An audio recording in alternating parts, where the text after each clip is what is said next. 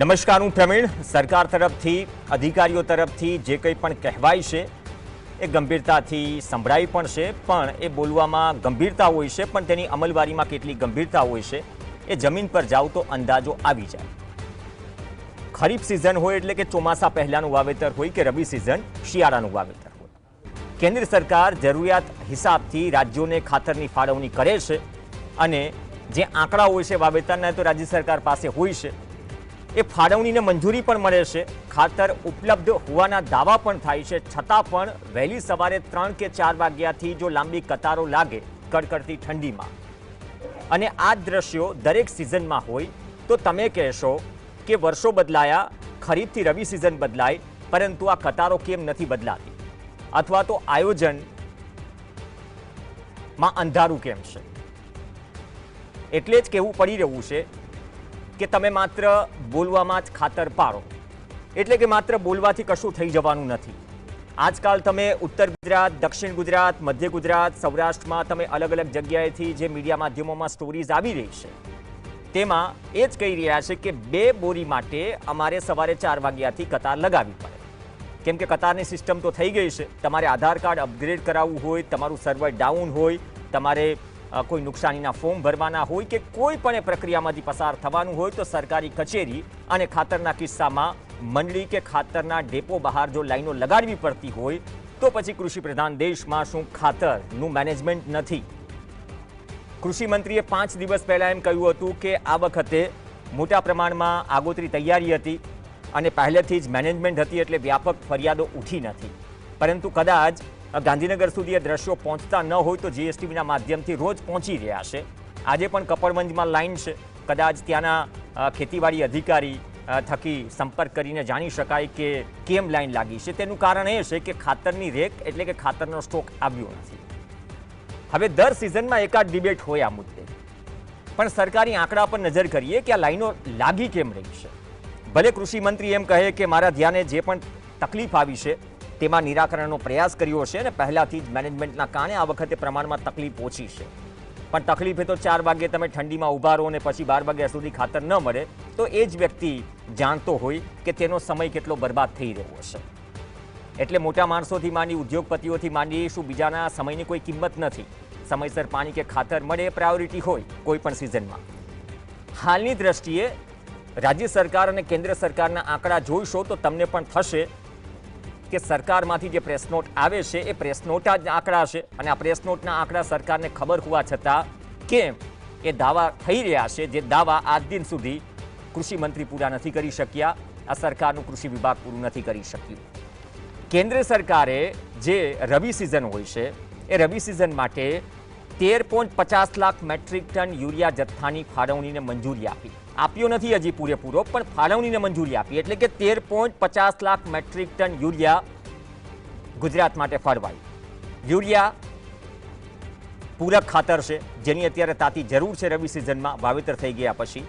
અને ડીએપીની વાત કરીએ જે પાયાનું ખાતર છે, એ પાયાનું ખાતર ન હોય તો વાવેતર ન થાય, એટલે 15 દિવસ મોડું મળે તો તમે સમજી શકો છો કે કેટલો વાવેતરને ધક્કો લાગે. તો આ રવિ સિઝન માટે 2.90 લાખ મેટ્રિક ટન ડીએપીની ફાળવણી મંજૂર કરી છે કેન્દ્ર સરકારે. આ મંજૂરીની વાત થઈ. 13.50 લાખ મેટ્રિક ટન યુરિયા અને 2.90 લાખ મેટ્રિક ટન ડીએપી. હવે ઉપલબ્ધ કેટલું થયું છે અત્યાર સુધીમાં? ગુજરાતમાં જે ફાળવણી છે 13.50 લાખ ટન યુરિયાની, મેટ્રિક ટન યુરિયાની, તેમાં અત્યાર સુધી ઉપલબ્ધ થયું છે 5.48 લાખ મેટ્રિક ટનથી વધુ. વધુ આ શબ્દ વાપરેલો છે સરકારી પ્રેસ નોટમાં, એટલે માની લઈએ કે રવિ સિઝન માટે હજુ 50% યુરિયા પણ કેન્દ્ર સરકારે રાજ્યને ઉપલબ્ધ કરાવ્યું નથી. ઉપલબ્ધ થતું રહેશે વાર તહેવારે, પછી એની ડિસ્ટ્રીબ્યુશનની પ્રોસેસ હોય છે. અને બીજી તરફ જે 2.90 લાખ મેટ્રિક ટન ડીએપી છે, પાયાનું ખાતર છે, જે મંજૂર કર્યું છે તેમાંથી 2.18 લાખ મેટ્રિક ટનથી વધુ ડીએપી ઉપલબ્ધ છે, ઉપલબ્ધ કરાવ્યું છે રાજ્ય સરકાર. એટલે પૂરેપૂરું નથી થયું, ન તો યુરિયા થયું ન તો ડીએપી થયું. હવે અત્યારની સ્થિતિમાં સરકાર કહી રહી છે કે ખેડૂતોએ 3.44 લાખથી વધુ મેટ્રિક ટન યુરિયાનો વપરાશ કર્યો છે અને હાલ 2.08 લાખ મેટ્રિક ટન યુરિયાનો જથ્થો ઉપલબ્ધ છે. હવે ઉપલબ્ધ છે તો મળી કેમ નથી રહ્યો? અલગ અલગ જે 7 રેક છે, કેમ કે રેલવે થકી આવે, જે રેકિંગ પોઈન્ટ છે, રેક થ્રુ ખાતર આવે અને એના થ્રુ એક પ્રક્રિયા છે પૂરેપૂરી કે મંડળી કે ખાતર ડેપો સુધી કઈ રીતે પહોંચે. તો ઉપલબ્ધ તો છે 2.08%. તો કપડવંજમાં શેની લાઈનો લાગી રહી છે? હવે લાઈનો પણ જરા દેખાડો તો અંદાજો આવે કે 2-4 જગ્યાએ તકલીફ નથી. તકલીફ ઘણી જગ્યાએ છે. અને તકલીફ કેમ ઊભી થઈ રહી છે? કેમ કે આ જ જગ્યાએ ગુજરાતમાં વારથી વારે જે સબસિડાઇઝ યુરિયા છે તેનો વેપલો થતો હોય એવું જગ્યાએ છે. સ્કોડ પણ રાજ્ય સરકારે બનાવી હતી અને સ્કોડ બનાવી દ્રશ્યો પણ ચલાવજો. અલગ અલગ જગ્યાના છે, લોકેશન બદલાશે, પરિસ્થિતિ નહીં બદલાય. ઉત્તર ગુજરાતનું વડાલી છે. તો 2 લાખથી વધુ મેટ્રિક ટનનો યુરિયાનો જથ્થો જો રાજ્ય સરકાર પાસે ઉપલબ્ધ હોય તો વડાલીમાં લાઈન શેની લાગી રહી છે? કપડવંજમાં લાઈન શેની લાગી રહી છે? વાવ-થરાદમાં લાઈન શેની લાગી રહી છે? જૂનાગઢમાં લાઈન શેની લાગી રહી છે? જૂનાગઢમાં તો ભેજવાળું ખાતર પધરાવી દેવાના આક્ષેપ આજે જ થયા છે. હવે તમે વિચાર કરો કે કહી રહ્યા છે કે આવનાર સમયમાં 1 અઠવાડિયામાં, કેમ કે આ અઠવાડિયા પહેલાની પ્રેસ નોટ છે, 7 રેક પોઈન્ટ, અફવાથી દૂર રહો, પૂરતો જથ્થો ઉપલબ્ધ છે. મનસુખ માંડવિયાથી લઈને રાઘવજીભાઈ પટેલથી લઈને હવે જીતુભાઈ વાઘાણીથી લઈને તમામના નિવેદનો સરખા છે. ખાતર પૂરતું છે, ચિંતા ન કરો. તો કૃષિ વિભાગ નીચેની આખી પ્રક્રિયા, મંડળીથી માંડી આ બધી જ પ્રક્રિયામાં દર વખતે પેચ ફસાય. એવું લાગે છે કે ખાતરની વિતરણ વ્યવસ્થામાં ચાણક્ય ખૂટી રહ્યા છે. આ મેનેજમેન્ટમાં એ જો કમી દૂર થાય તો કદાચ સરકારની છબી ન ખરડાય. અને છબી એટલા માટે ખરડાય અથવા સવાલો એટલા માટે ઉઠે, ગંભીરતાથી કૃષિ મંત્રી જવાબ પણ આપી રહ્યા છે કે ચિંતા ન કરો, મળી રહેશે, પણ સમયસર મળે એ જરૂરી છે. તો શું ખાલી બોલવામાં જ ખાતર પડાઈ રહ્યું છે? બાકી કતાર તો વીજલાઇનમાં પણ છે, અટકાયતોના દોર વચ્ચે. ખેડૂતો ઇન્ડિગો ફ્લાઇટની ટિકિટ નથી માગી રહ્યા, 2 બોરી ખાતર માગી રહ્યા છે. મધુભાઈ ધોરાજી આપણી સાથે પૂર્વ કૃષિ અધિકારી જોડાશે. મધુભાઈ, સ્વાગત છે આપનું. મધુભાઈ, આ સરકારી આંકડા તમને વર્ણવ્યા કે કેન્દ્રએ કેટલું મંજૂર કર્યું, ફાળવણી મંજૂર કરી, એની સામે 50% ખાતર અત્યાર સુધીમાં ઉપલબ્ધ થયું છે ગુજરાતને. અને એમાં પણ હજુ જે ઉપલબ્ધ છે 2.08 લાખ મેટ્રિક ટન છે યુરિયા. સ્પેસિફિક વાત કરીએ, અત્યારે તકલીફ સૌથી વધારે યુરિયાની છે, કેમ કે પૂરક ખાતર. છતાંય એમ કહી રહ્યા છે કે 7 જે રેક પોઈન્ટ છે ત્યાંથી અલગ અલગ જિલ્લાઓમાં પહોંચી રહ્યું છે. આ વિવિધ જિલ્લાઓનો ટોટલ આંકડો છે જે સરકારે આપ્યો છે. તો આ મેનેજમેન્ટમાં કમી ક્યાં રહી જાય છે? દર વખતે કૃષિ મંત્રી બદલાય, કૃષિ વિભાગના અધિકારીઓ બદલાય, તો આ પરિસ્થિતિ કેમ નથી બદલાતી? અને જે કહી રહ્યા છે કૃષિ મંત્રી કે પહેલાથી જ મેનેજમેન્ટ હોવાથી વ્યાપક પ્રમાણમાં તકલીફ નથી. હવે તકલીફ ખરેખર વ્યાપક પ્રમાણમાં નથી કે આ દર વખતની જેમ તકલીફ વ્યાપક છે? પ્રવીણભાઈ, ખાતરમાં મુખ્યત્વે જે છે ને આ જે સ્ટોરેજ બધા પોઈન્ટ છે એ સ્ટોરેજ પોઈન્ટમાં સરકારી ચોપડે ખાતર જમા બોલતું હોય છે અને હકીકતમાં આ ખાતર વેચાઈ ગયેલું હોય છે. એટલે સેન્ટ્રલ ગવર્મેન્ટની જે ફાળવણી છે એ એક બાજુ બેલેન્સ બોલે છે, પણ ખરેખર વાસ્તવિક પરિસ્થિતિ જોઈએ તો એ ખાતર વેચાઈ ગયું હોય છે, બેલેન્સ 0 હોય છે. એટલે ખાતરની ફાળવણી પણ ઓછી થતી હોય છે. એ 1 નંબર. અને વેચાઈ ક્યાં ગયું હશે? ને 1 મિનિટ સાહેબ, વેચાઈ ક્યાં ગયું હશે? આ તો ઓફિશિયલ રેકોર્ડ કહે છે 2 લાખ મેટ્રિક ટનની આસપાસ તો આપણી પાસે ઉપલબ્ધ છે. ઉપલબ્ધ છે તો મળી કેમ નથી રહ્યું? સવાલ એ છે. આ તો બહુ કોમન સવાલ છે. ઉપલબ્ધ સરકારી ચોપડા ઉપર ઉપલબ્ધ છે, પણ હકીકતમાં ખાતર જે છે એ કાં તો ખેડૂતો લઈ ગયા છે અને કાં તો કોઈ જે ઇન્ડસ્ટ્રી વાળા છે એ પણ લઈ ગયા છે.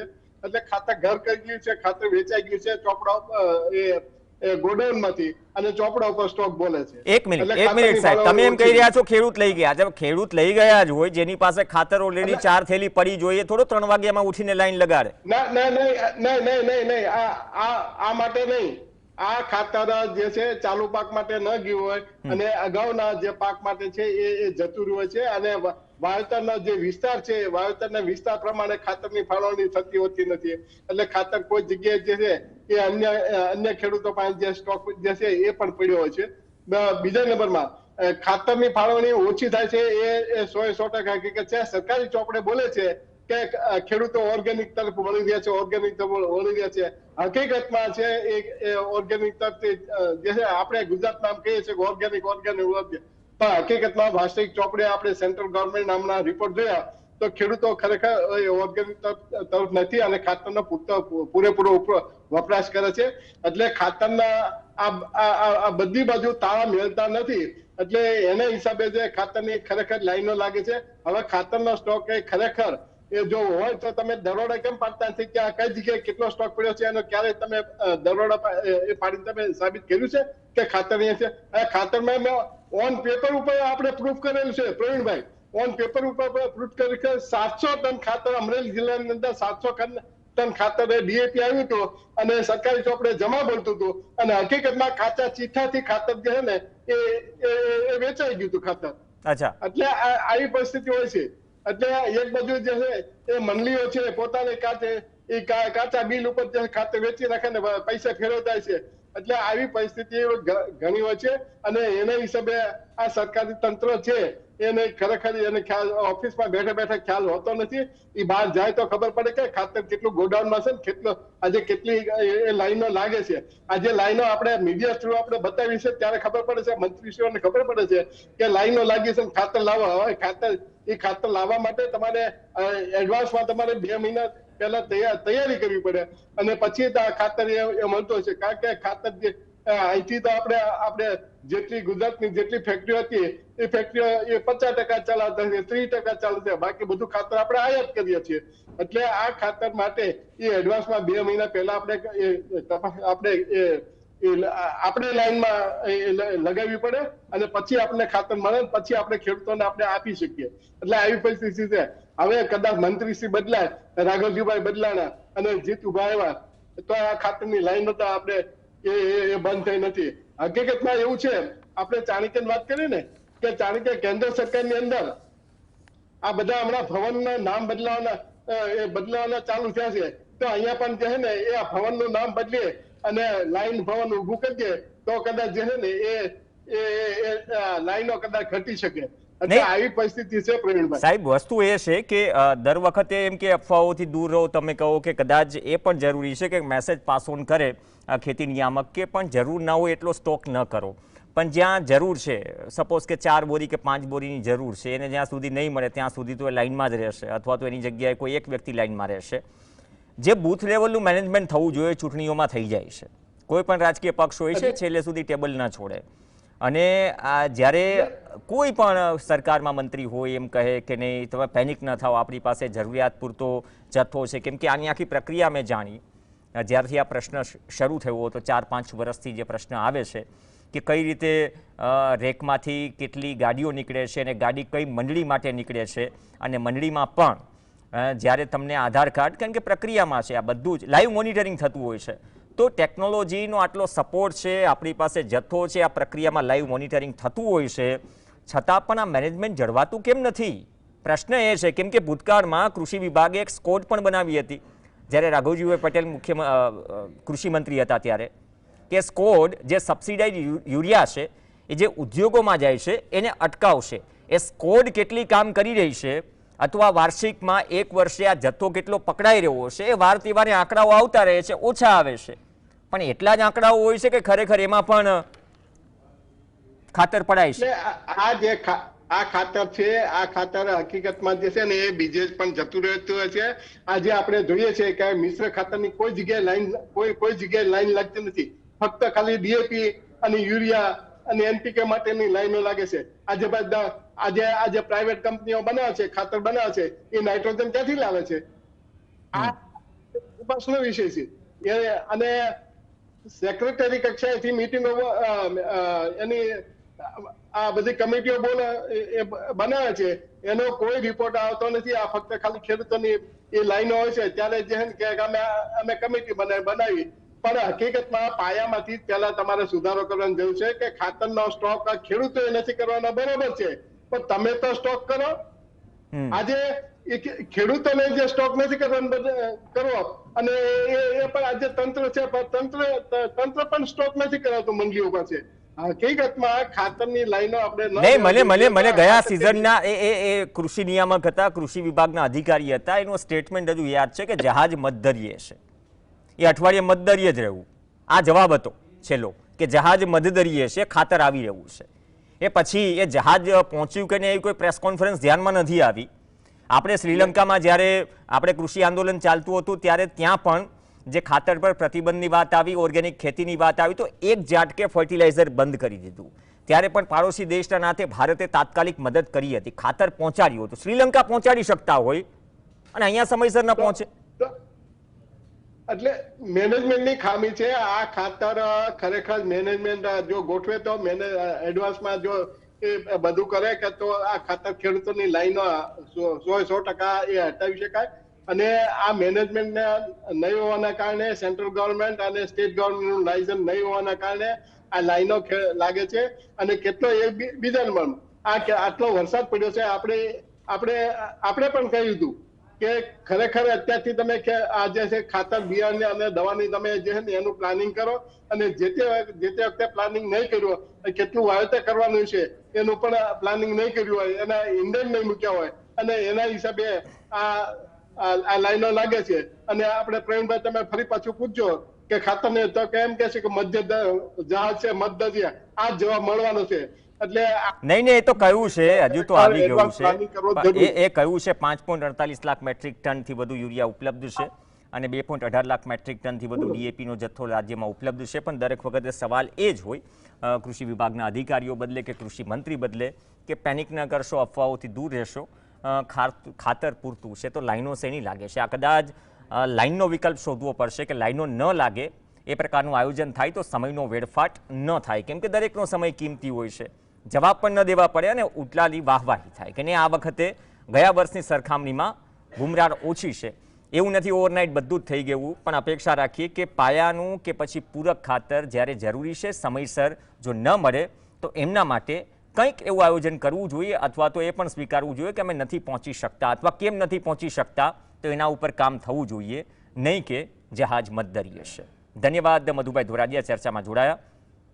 એક બ્રેક માટે રોકાઈશું, બ્રેક બાદ અન્ય સમાચારો.